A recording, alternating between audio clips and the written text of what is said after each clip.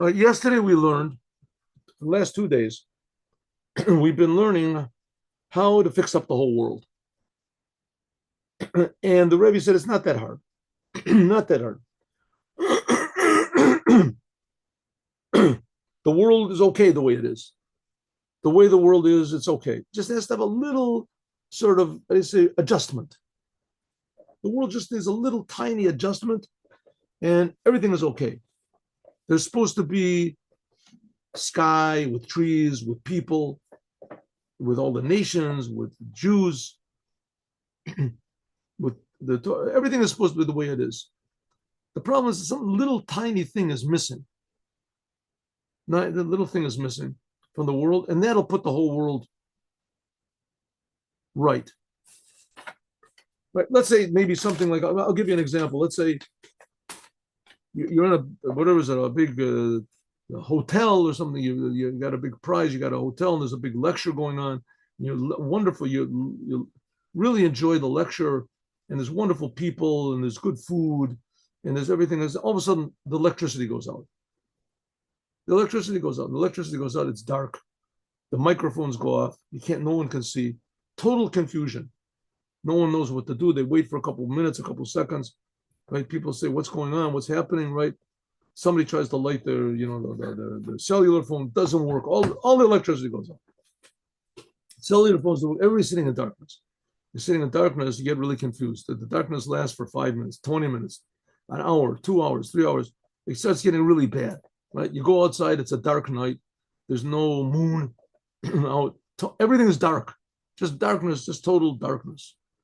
Right? Darkness. No. After a while, things get really, really like, how do you say, freaky. They get confused. Everybody's screaming. Nobody knows who's against you, who's for you, with this, right? Really, what's the problem? The problem is the lights went out. Somebody just flicked the lights off, flicked off the electricity, whatever it is in the central. One little thing was wrong. That's all. Because of that one thing that's wrong, one tiny thing, right? Somebody switched off the electric switch in the central, whatever it is, the central powerhouse, whatever it is. I don't know. Because of that, eventually, after a day, 2 days, people are angry at each other and they're hitting each other. They're swearing, they're yelling. People don't know what to do. They're all afraid. They're crying. They're yelling. People develop ways of stealing from each other and from each other and getting along. Everything. All of a sudden, someone turns on the lights. Up, everything is different. It might take a while to get back to being normal, but all that was missing was just one little flick. That's all. Says the Rebbe that's exactly the problem with the world. That's what we are in, a terrible, deep, deep, deep exile, confusion. The world is very, very, very, very bad, very bad, very bad. All that's missing, though, is just to turn on the lights. That's called Gola. I'm sorry, Gola. Gola is exile. Gola is bad. Gola is terrible. Gola is death, confusion, disease, war, pestilence, suffering. That's Gola, exile. Right? The whole world is being controlled by confusion and darkness and evil and destruction and pain and then selfishness, and right. Some people even like it. What's wrong? Because there's darkness. We just don't feel what good is. We don't feel what God is. Says, that's the job of the Jewish people. We have to put in the word Gola, which is exile, we have to put an aleph. The letter aleph changes the whole thing from the word Gola to the word Geula. Same exact letters. We just put an aleph there after the gimel. The second letter becomes, instead of the second letter becomes vav, we just move the second letter. There's empty space. We put the word, an aleph in there. So the Rebbe says, okay, good. Where do we get this aleph from? How do you do that? How do you get the aleph? That's not so simple. So the Rebbe said, don't worry about it. I'll explain that to you too. It says in the Mishnah, you're supposed to look at 3 things and you won't come to do a sin. And then it explains what these 3 things are. You know, where you came from, where you're going, who's going to judge you. So the Rebbe said, why do you have to say, look at 3 things? We see it, there's 3 things. It should just say, know where you come from, where you're going, and who's going to judge you. and you won't come to do sins. Why does it have to preface this with saying, look at three things and you won't come to do sins? Why look at three things? We see that there's three things. So the Rebbe said, no, those are two separate statements. One is you always have to be looking at three things. And the other thing is you have to look and understand where you came from and where you're going. No, what are the three things? So the Rebbe said, well, usually religious people, this is written for religious people, right? So religious people, they think about God. They think about God, right? I'm not going to do what I want to do what God wants. Whatever their motivations are, but they think about God. That's a religious person, thinks about God. And the more you think about God, then the more religious you are. You're okay. And then to the degree where you're thinking about God all the time, you're doing what God wants, so you're set. You're set. Me and God, we're okay. Says the Rebbe, that's what it's coming to tell you. You must always look at three things. What are the three things?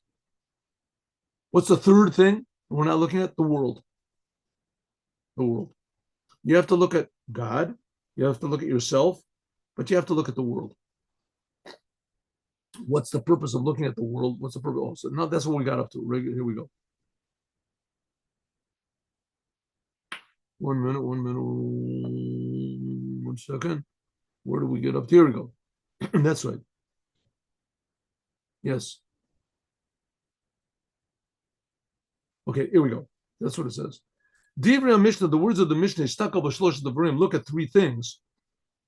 The language of the Mishnah is always very, it doesn't mean only the three things which come afterwards, we're talking about afterwards, but it's talking about the three things in general. Your whole life should always be based on three things. You should look at three things. A man has to look, a human being has to look at three things, and by means of this, he won't come to do an avera. The word avera means to go off the path. Go off the path. A person, yochel lachshov, a person can think that you have to be a religious person and think about two things, namely himself and God, so to speak. Huh? That's the purpose of religion. That I'm serving God.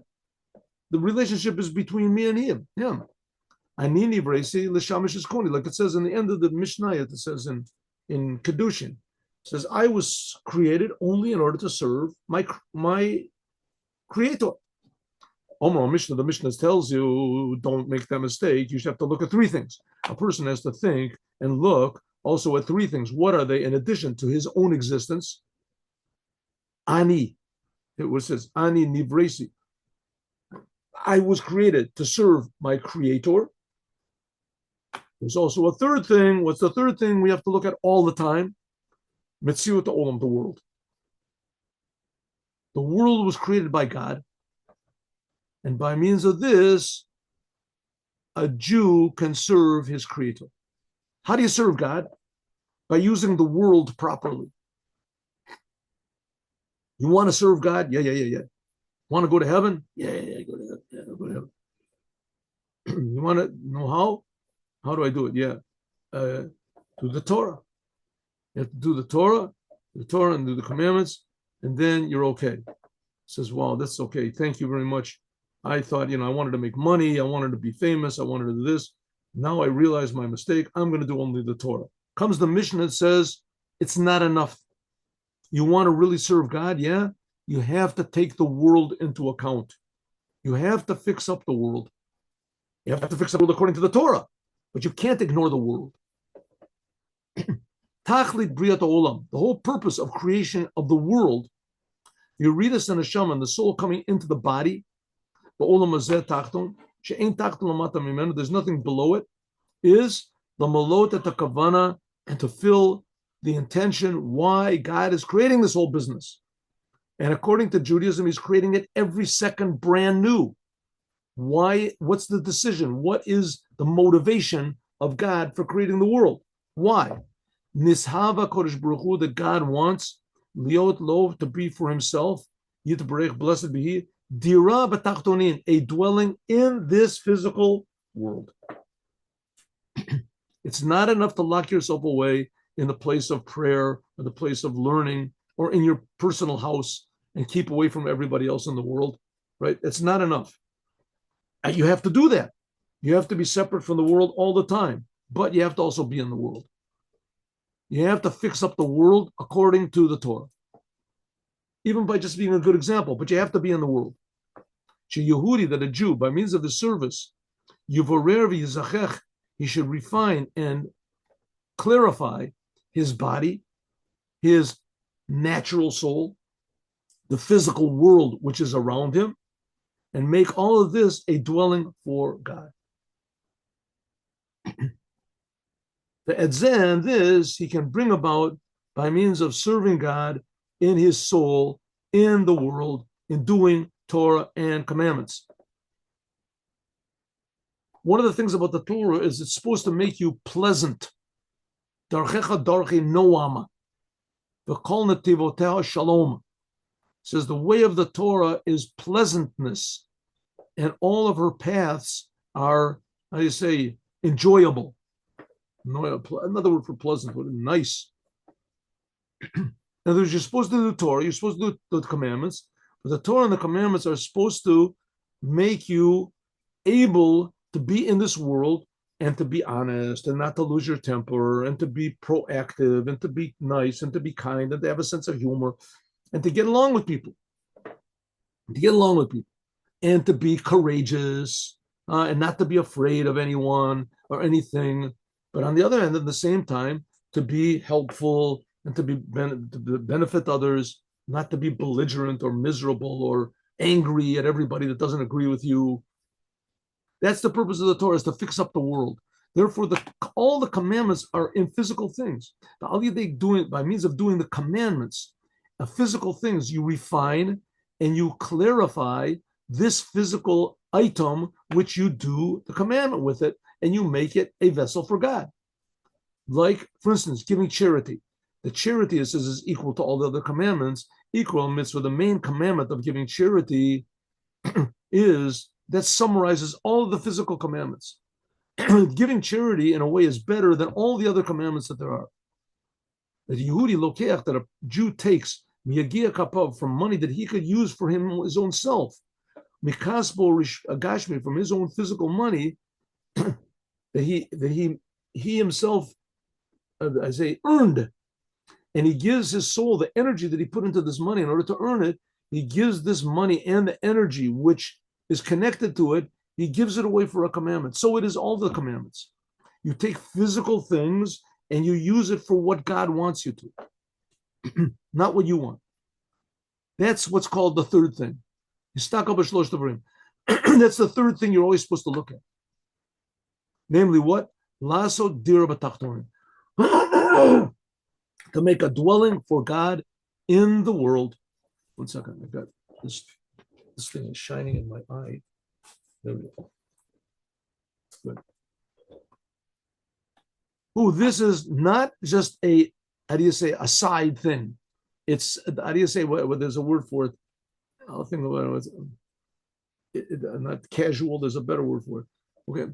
Ella Adarabba, this, that making a dwelling for God, this is just not a byproduct, of doing Torah and commandments. It's not a byproduct. Ella Adarabba, exactly, even more. Zen nogea l'shlemot hashanim. This is relevant to to complete the other two, so to speak. Me and God, those are two. And the third thing is the world. It says, by means of keeping the world in mind, that I have to fix up the world, is that, so to speak, gives a level of completion to the first two, me and to God. God and man that's doing the service. Because that God himself desires liotlo, that he should have a dwelling in the physical world.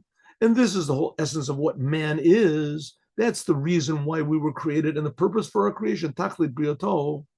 We read it to Lola Mazeh. That's why God keeps us in the world, in this physical world, a soul and a body. Right? The soul was enjoying heaven before it was in this body. What did God have to put in the world for? It says because the world is a very good place. God wants to have the dwelling in this physical world. Ad kadei kach, this is so important to our very existence, that we have to be in this world and that we have to serve God in this world. That's why, by the way, death is such a terrible thing. That's one of the reasons death is a terrible thing. You have these other religions, especially now, you got these Muslims, that they say the best thing in the world is to die for God. Nothing better than that. Whereas dying for God, that's the best thing. Nothing is better than God. What does your son do? He's a doctor, a lawyer. Doctor, a lawyer. He died. He blew himself up. I'm so jealous of you that your son blew himself up. My son is just a doctor, a lawyer. What's going to come of him? What can I do? I try to convince him to blow himself up for God, and he won't listen to me. What a disappointment that son is. Yeah, I had a son like that also. But what are you going to do? Every family have a few losers, What type of an insane way of looking at world is that? But I mean, if you look at what heaven is, and you think about it, everybody's going to die one time, so why not? And this world is meaningless. Says the Rebbe, it's not so. The world is meaningless because we're not putting meaning into it. But the fact of the matter is the world is a diamond. The world is just waiting to be cleaned and polished. And that's why the Jewish people, we have to look at ourselves. We have to look at God. But that is in order to fix up the world. This is the whole reason why our soul came into the world.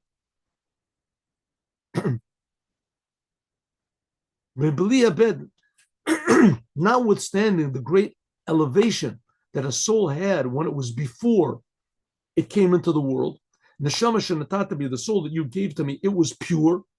When the soul was in heaven, there's no place for the opposite, anything except for holiness. Nevertheless, God sent the soul down below. Ata barata, God, you created it, you formed it, you blew it into me. That's the three levels of Bria, Yetzir, and Asiya, until finally the soul comes into this world. That in it, there is good and life and the opposite. Derech Eipech. It says that it's a sentence in what is it, in the Deuteronomy. I have put before you life and bad and death and evil. Choose life. That's what it says. The Rebbe doesn't want to say these two words, death and evil. Acha and Neshama, that the soul has to, when God puts the soul in the world, it has to be protected. Atam Neshama B'kirbi. We say this every morning in the prayer, Elokei Neshama. So you can think God is pretty cruel. I mean, what does he do a weird thing like that for? He takes the soul and he puts it into the body. Why do that? Why do that? I remember when we were kids, this is before I was religious, but religious kids can also do it. I remember we used to go on the street and we would collect ants. Ants. We collect black ants and red ants. We'd put them into a thing together and watch them fight. Watch them fight. Before that, they were doing their job, whatever it is, making holes or whatever it is, and carrying grains of sugar or something that they found. And they were getting on those. Then we would put them together. So we would watch them fight. They would bite each other, and 5 would be on 1, and 1 would be on 5, and that's it. So that was pretty cruel. That's not a nice thing to do. That's not a thing. But on the other hand, it seems that that's what God is doing. Before the soul is put into the body, the soul is up in heaven. It's basking in the rays of oneness and truth and godliness and pleasure and supernal bliss, whatever it's called. And all of a sudden, the soul gets put into this world. There's no bliss and there's no supernal and there's no.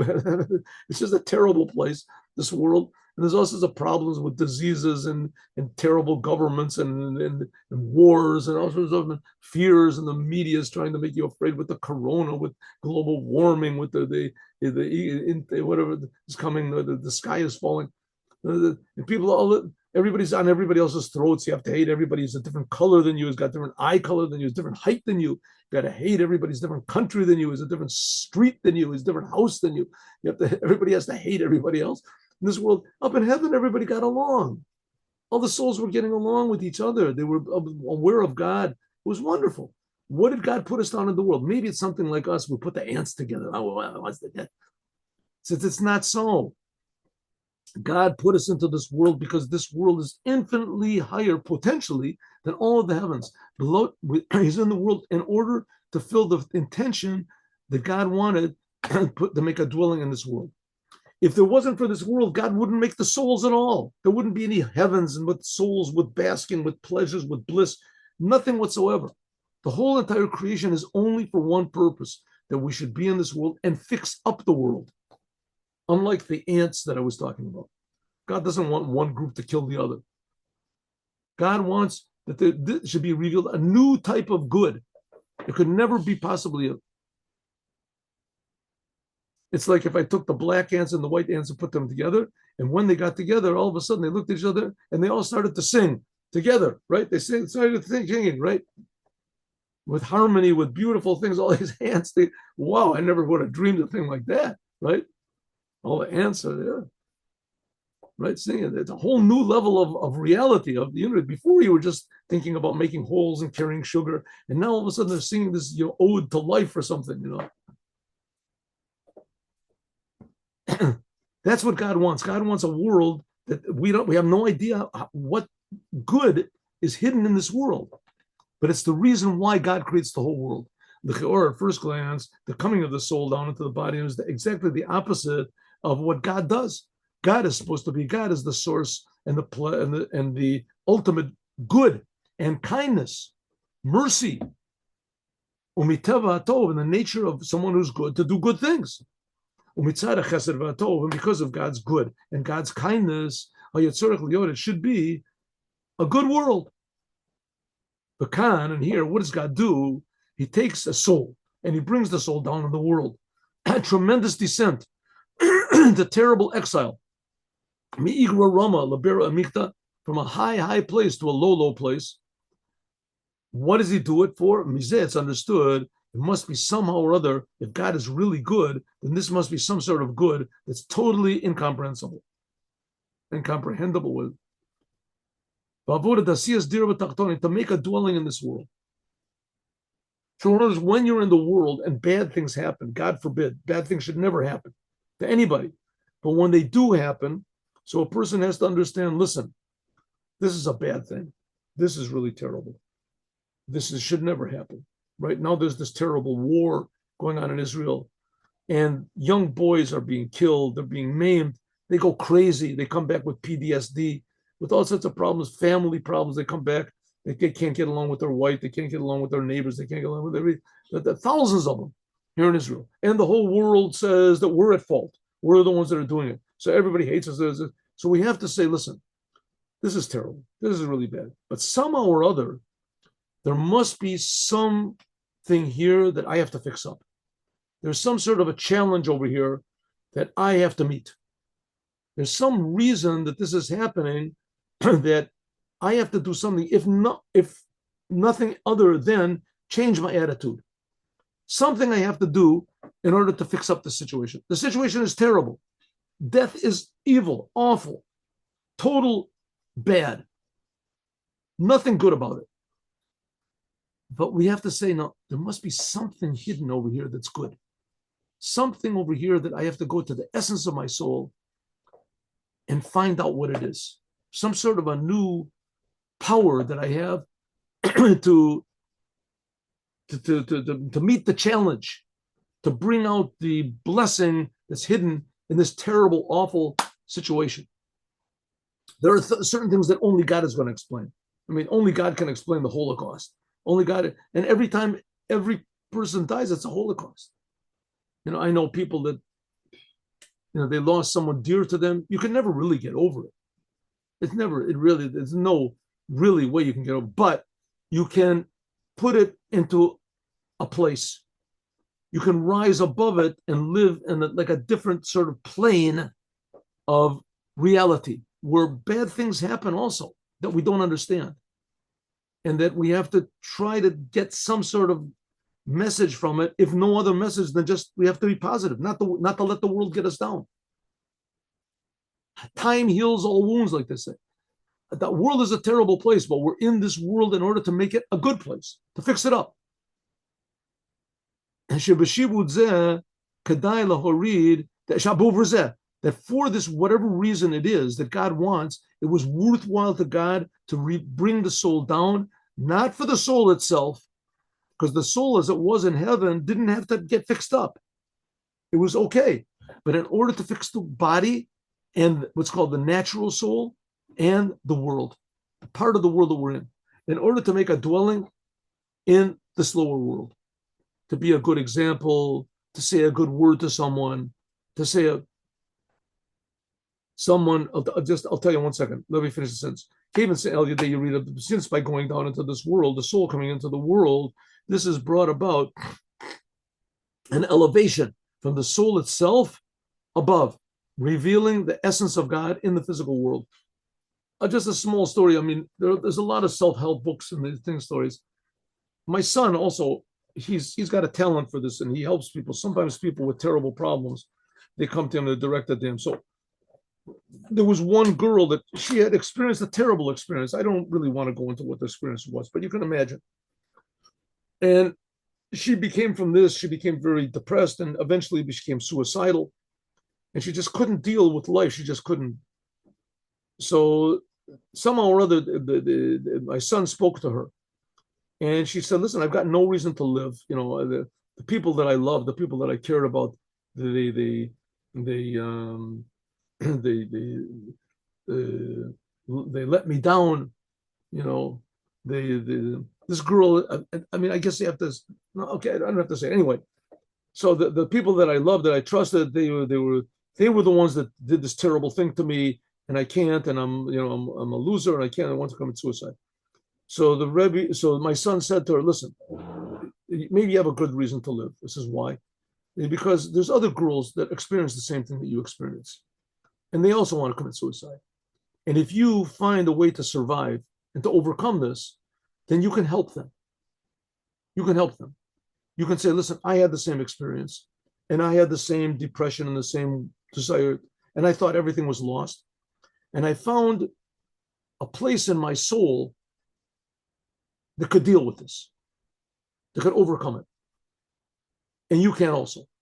You can help people." And this girl, it convinced her. All of a sudden, she had a purpose in life. All of a sudden, she realized she had a purpose. And what happened to her, this terrible thing that happened to her, suddenly she realized that, maybe it's for good. Maybe that she can help other people that this terrible thing happened to. Okay, the terrible thing is a terrible thing, right? What happened to her? There's no doubt about it. And to find a cure for some terrible disease is a wonderful thing, but it's better if there was no disease. But the fact of the matter is that there is the disease, and terrible things happen.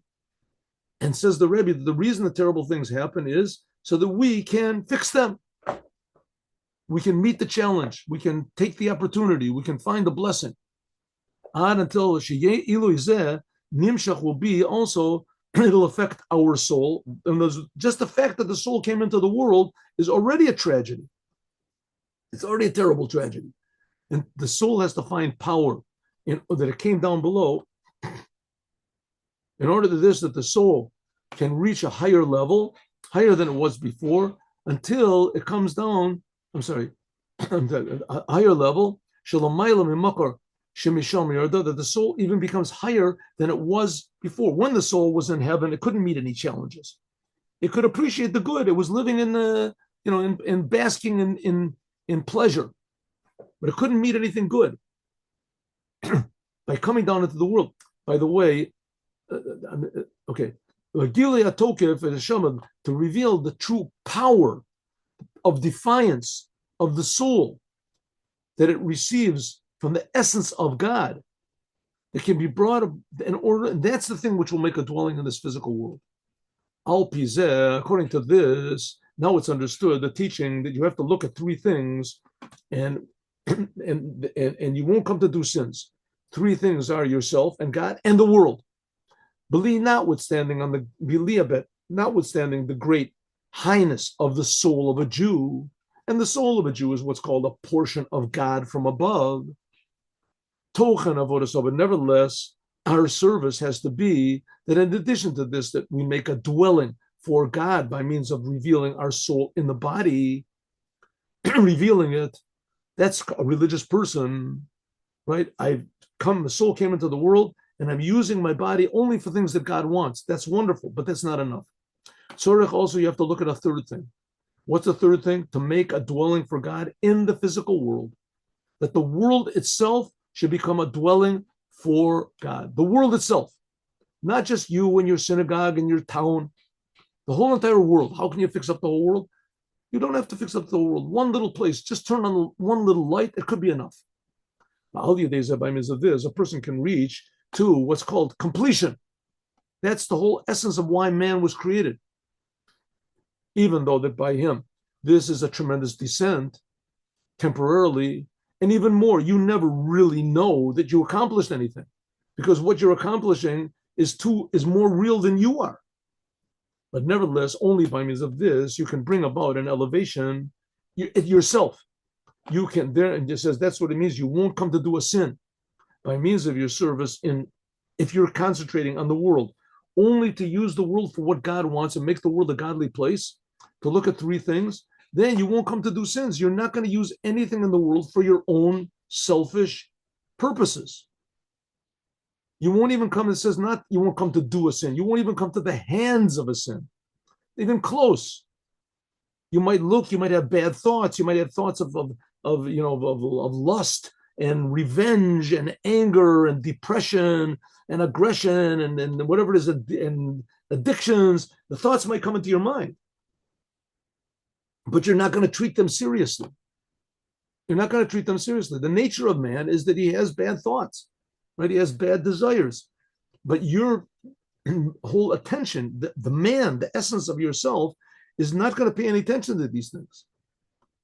Therefore, the possibility, eventually you won't even come to the possibility of doing a sin. Just take a simple example. There's people that are drunkards, right? Alcoholics. They come into a room, they see a bottle of whiskey, they can't think of anything else. A normal person, he can take a drink once in a while, but it doesn't have an effect on him. He takes a drink because it's, friendly or something like that, right? L'chaim. Okay. Says, but if your purpose in the world is only to use the world for what God wants and to make the world into a positive place according to the way that God wants, then the world will not have an effect on you. You're not thinking about what you want. All you want is to do what God wants, to make the world a good place in everything you do. So you'll always be an honest businessman, and you won't be it'll be a test. If you'll lie a little bit, you'll make more money. It's a test, but you say, no, what am I doing? I'm not doing it for myself. It's God's world. He'll take care of it.